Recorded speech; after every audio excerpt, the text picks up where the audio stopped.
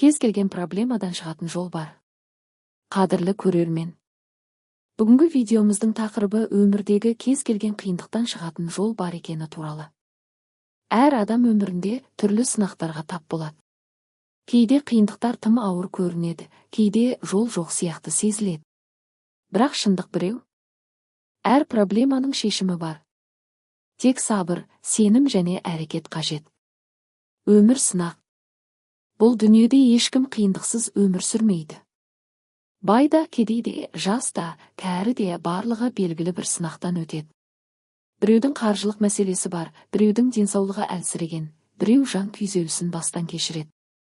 Осындай сәттерде адам өз-өзін жоғалтып, мен не істеймін деп ойлануы мүмкін. Бірақ дәл осы сәт ең маңызды кезең. Себебі кез келген қиындықтың артында жаңа мүмкіндік жасырынып тұрады. Ең алдымен мәселені қабылдау керек. Көп адам проблемадан қашуға тырысады. Бірақ қашқан сайын мәселе шешілмейді, керісінше үлкейе береді. Егер адам өз проблемасын мойындап, оны шешуге ниет етсе, сол кезде жол ашылады. Қабылдау шешімнің алғашқы қадамы.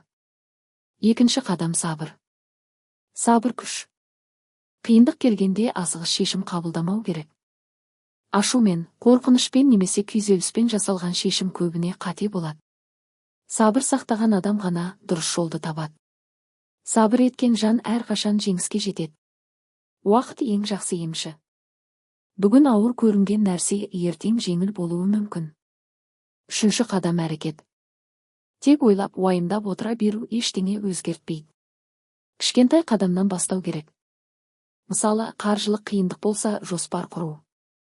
Денсаулық мәселесі болса, дәрігерге қаралу. Жан күйзелісі болса, жақын адаммен сөйлесу. Әрекет өзгерістің кілті. Кішкентай қадамдар үлкен нәтижеге жеткізеді. Төртінші қадам сенім. Өзіңе сену керек. Көп адам менің қолымнан келмейді деп ойлайды. Бірақ әр адамның ішінде үлкен күш бар. Тек сол күшті ояту қажет. Сенім бар жерде мүмкіндік бар. Егер адам өзіне сенсе, ең қиын жолдың өзі жеңілдейді.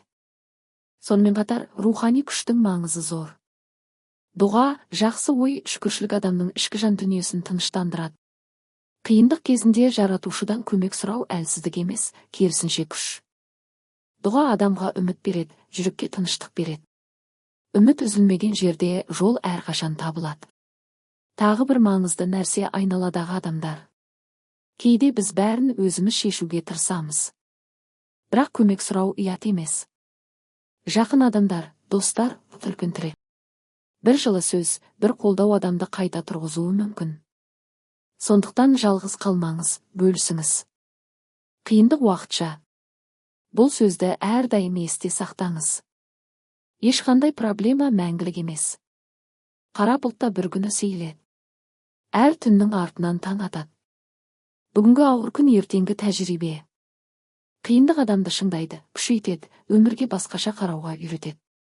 Кейде өмір біз ойлағандай болмайды. Жоспарлар өзгеруі мүмкін. Бірақ бұл соң емес, жаңа бастама. Әр жабылған есіктің артында басқа есік ашылады. Тек оны көру үшін сабыр мен сенім қажет. Егер дәл қазір сіз қиын кезеңде болсаңыз, бір нәрсені ұмытпаңыз. Сіз жалғыз емессіз. Бұл сезімнен көптеген адам өткен. Олар да жол тапты. Сіз де табасыз. Бастысы тоқтамау. Бір қадам болса да алға жылжу. Әр таң жаңа мүмкіндік. Бүгін жаңа шешім қабылдауға, жаңа қадам жасауға болады.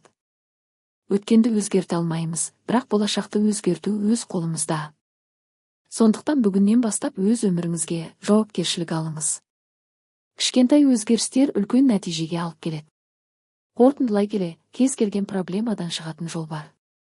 Сабыр сақтаңыз, сеніміңізді жоғалтпаңыз, әрекет етіңіз. Өмір сіз ойлағаннан да әдемі. Қиындықтар уақытша, ал сіздің күшіңіз тұрақты. Егер бұл видео сізге пайдалы болса, каналға тіркеліп, лайк басып, пікір қалдыруды ұмытпаңыз. Сіздің қолдауыңыз бізге үлкен мотивация береді. Келесі видеоларда тағы да пайдалы, мотивациялық тақырыптармен кездесеміз. Есіңізде болсын. Кез келген проблемадан шығатын жол бар. Сіз бәрін жеңе аласыз. Қайырлы таң және сәтті күн тілейміз.